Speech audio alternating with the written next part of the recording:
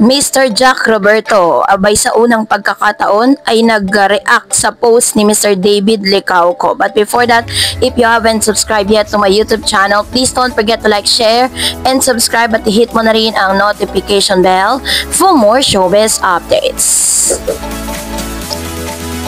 Of course, bago tayo magpatuloy sa ating updates for today's video, nais kong pasalamatan kayo for always watching and trusting this channel. Thank you so much sa inyong palagiang panonood at palagiang pagsubaybay sa mga updates po natin. Maraming salamat po. At ngayong araw, let's talk about Miss Barbie Forteza, kung saan isa sa pinakamagandang good news, maganda na good news pa, na natanggap nitong si Miss Barbie Forteza, kung saan present po siya sa kanya pong MediaCon, kung saan ang movie nitong si Miss Barbie Forteza ay pumasok po or pinayagan or parang siya po ay binigyan ng chance na makapasok yung kanyang movie na P77 doon po sa Warner Brothers, no, sa international film.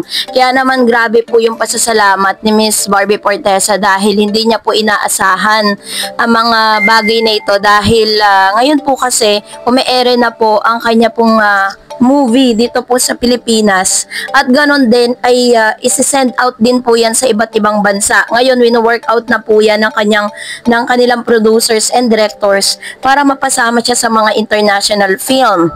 Kasi sa ngayon po kasi alam naman natin na hindi ganon kalaki or kalakas ang industriya ng film sa Pilipinas ngayon dahil mas pinipili ng maraming mga Pinoy na talagang manood sa mga platform, sa mga online streaming. Kaya po talagang malaki yung epekto nito dun po sa mga movies kasi sometimes mas inaabangan ng tao na manood sa Netflix, no? Online streaming po yun kaysa sa mga big screen ngayon. So dahil dito, tuwan-tuwa po si Miss Barbie and also kinongratulate din siya ni Mr. David Licauco dahil po sa tagumpay ng kanyang first day ng movie dahil grabe po at talagang eksaherada ang mga reaksyon ng mga netizen patungkol dun po sa kanyang movie. Habang si Mr. David Licauco ay nag-spend ng kanyang birthday sa Australia, nagpakilig naman itong si Miss Barbie Forteza sa lahat ng mga Barda fans dahil po sa kanya pong pasabog, no, yung kanyang birthday greetings para sa nag-iisang pambansang Ginoo. Kaya nga sabi po ng ilang mga online news, sabog na sabog ang ex at hindi ng reaksyon ng mga fanay ni Barbie Forteza at David Licauco. At sa post nga nitong si Mr. David Licauco, hindi natin ine-expect na number 1 na magla-like ito pong si Mr. Jack Roberto sa tinagal-tagal po ng mga post or pagkatapos ng ilang buwan na hindi na nga po magkarelasyon, no? Single na si Jack, single na rin si Barbie Forteza. This is gonna be the first time na makita natin na mag-react itong si Mr. Jack Roberto sa post ni Mr. David Licauco sa kanyang IG account. Pero ito nga, chinek din natin, no, kung ano na ba talagang estado, kung may unfollowhan na bang naganap or nagkaburahan na ba ng mga pictures.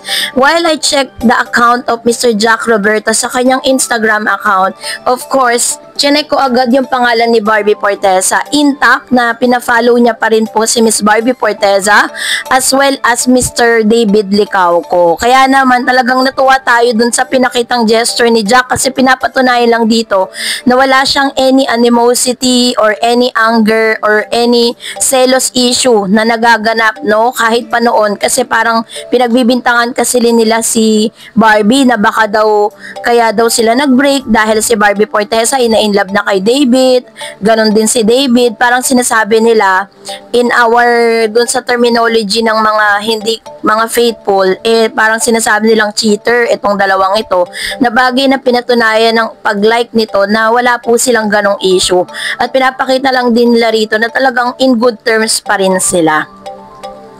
And for that, narito naman ang ilan sa mga comments, reaction po ninyo patungkol naman sa mga latest updates po natin. Magbabasa tayo ng komento ninyo sa comment section. Unahin natin si Miss Rodora Crisostomo. Sabi niya, yes, aabangan namin na magbabalik love team pa din sila. Mahal na mahal namin ang Barda.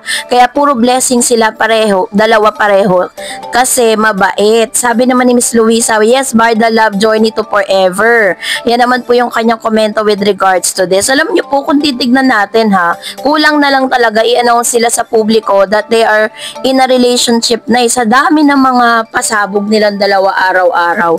Sabi ni Miss Gida Dalago, full house for Barbie and David, super bagay sila. Thank you, pinapakinggan mo ang aming. Ayan, sabi naman ni Miss Sally Dianco, sana nga ganyang kahalaga si Barbie kay David na kahit anong mangyari ay magmamahalan sila ng totoo. Sabi ni Miss Estelita de la Cruz, happy birthday David. Umulan nga po ng pabati kay Mr. David Licauco. Sabi ni Miss Tess, wow, congratulations Barbie.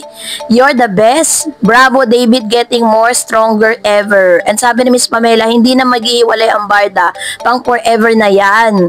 Yan, ito naman yung kanyang komento with regards to this. Kaya naman, congratulations and isa lang ang wish natin for them na talagang matagpuan na nila yung isa't isa together. Kasi kung tutuusin, bagay na bagay naman talaga silang dalawa. At the same time, stable na po ang buhay nitong si Mr. David sa dami ng mga businesses, 'di ba?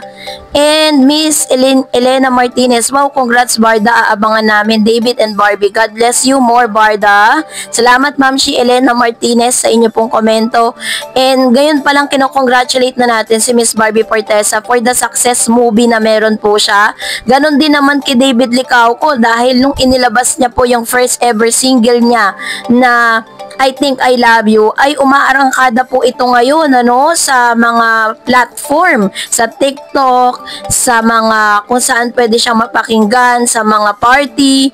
Grabe po yung pagtanggap ng tao. Sabi ni Miss Elena, wow, congrats Barda, abangan namin David and Barbie. God bless you more Barda. And sabi ni Miss Mercy, Tadhana Barda, aamin din sila sa right time. Ayan. Actually po, darating din tayo dyan. Wag lang natin sila madaliin. I think they are just really enjoying the moment that they are together. Tapos nag-uusap sila sa ex, pinapakita nila sa social media, 'di ba? Very sila, very parang hindi kailangan nila magtago at hindi nila kailangan mag-pretend. Sabi ni Miss Beth, happy birthday David, wish ko sa birthday mo sana magkatuluyan na kayo ni Barbie at matuloy na iyong continuation, ng teleserye ninyo, Maria Clara at Ibarra. Sabi ni Miss Relioso po, thank you DF sa update sa Barda. Once again, happy birthday David. Ayan. Salamat din po Ma'am Shi Relioso po. Di kayo uma-absent sa mga natin sa mga updates po natin. Maraming salamat po. Your support and your presence is highly appreciated. Sabi naman ni Miss Sonia, ngayon lang talaga ako natuwa sa Love Team Barbie at David. Ang saya na lang panoorin, nakakakilig talaga sila. And sabi ni Ma'am si Pamela, Barda forever, wala nang iba. Barda endgame na. Barda Mr. and Mrs. Licauco soon. And Miss Petronilla Salvador, sabik na kami sa Barda Love Team. Ayan. Salamat Ma'am Chi. Kung kayo po ay sabik na, mas sabik ang maraming mga Barda fans. Dahil talagang parang distance makes the loves grow fonder. So sa pagbabalik po ng love team ng Barda, I think mas tatabo at talagang masusuportahan kasi na-miss po sila. Sabi ni Miss Maria, yes, amen po. Lord bless you and your family. Thanks be to God, all the glory, honor, and praise Him always. Amen. So, happy birthday to you and many more happy birthdays to come in Jesus' holy, almighty name. Thanks be to God, be all the glory, honor, praise Him always. Amen. Ayan, napadasal talaga si Ma'am Shi. Sabi ni Miss Donato, sana gawa na sila ng movie or teleserye. Nakikita ko sa kanila nung kabataan ko, kamukha ng late husband ko si David at medyo kahawig ko din si Barbie nung kabataan namin.